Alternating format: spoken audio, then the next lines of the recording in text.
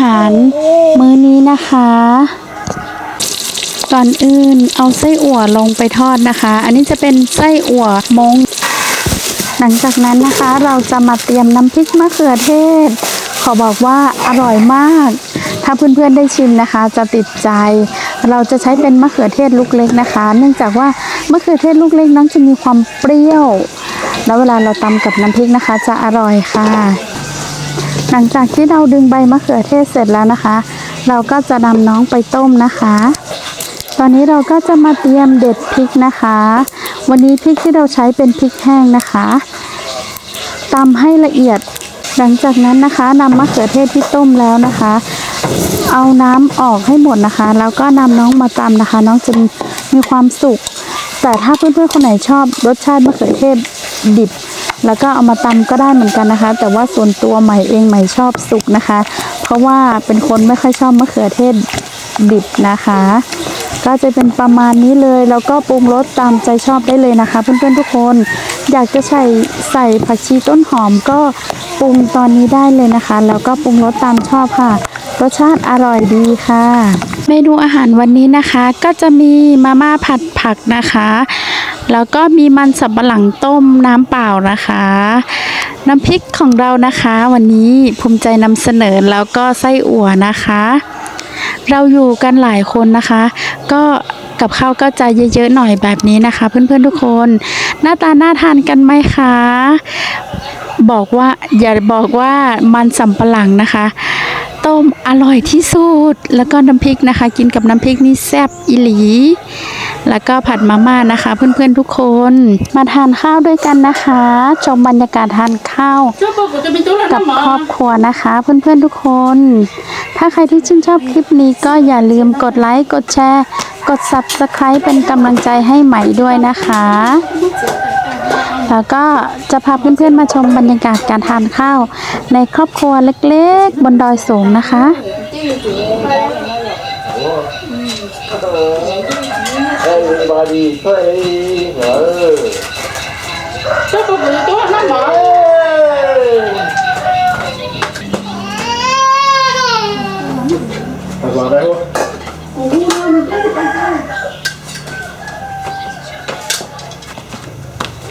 มา猪火啊！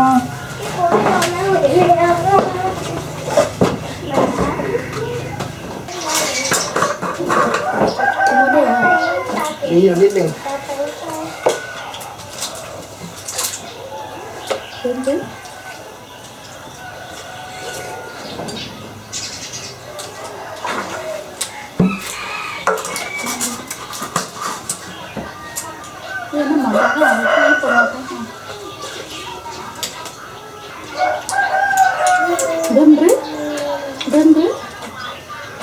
Đơn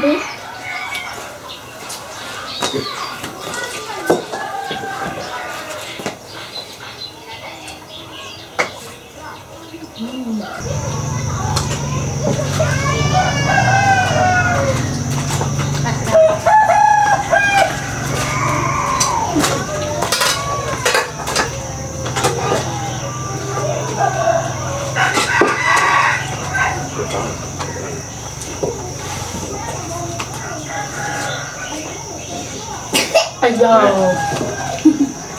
nó con ra mà mày giỏ mà giỏ con mà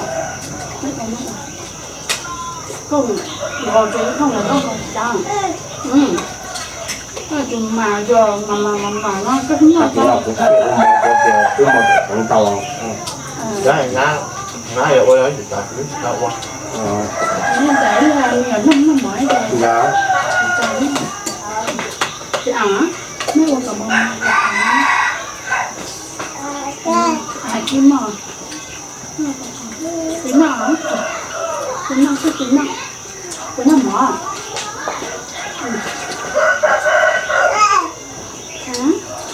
kim nào mà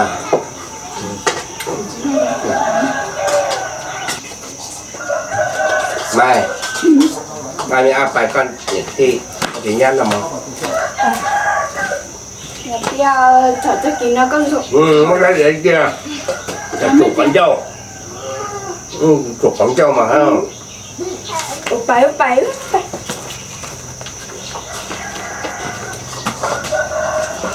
Chỉ có con Tôi chịu rồi.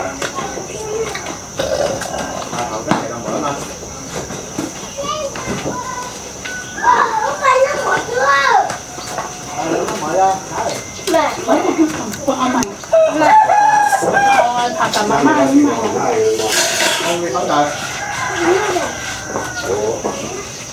แล้วแม่เอาน้ำตาลไปทำอะไร cả do phải chơi nhá cái nhỏ nhỏ nha không nếu mà đã là mất cả không mà ดาว hả แต่บอกสิ Chuông màu ra. nó mở nó แล้วเขาไม่แม่ไอ้เอ้ย không mẹ ấy chứ mà nó chỉ mẹ được chứ nó phải nắng ยี่สิบหัวเรา nó chỉ phải nắng hả Tao có thả thải nó nhập vào cho nên là chưa mắc vào thả chưa. Thì mà nó sang này.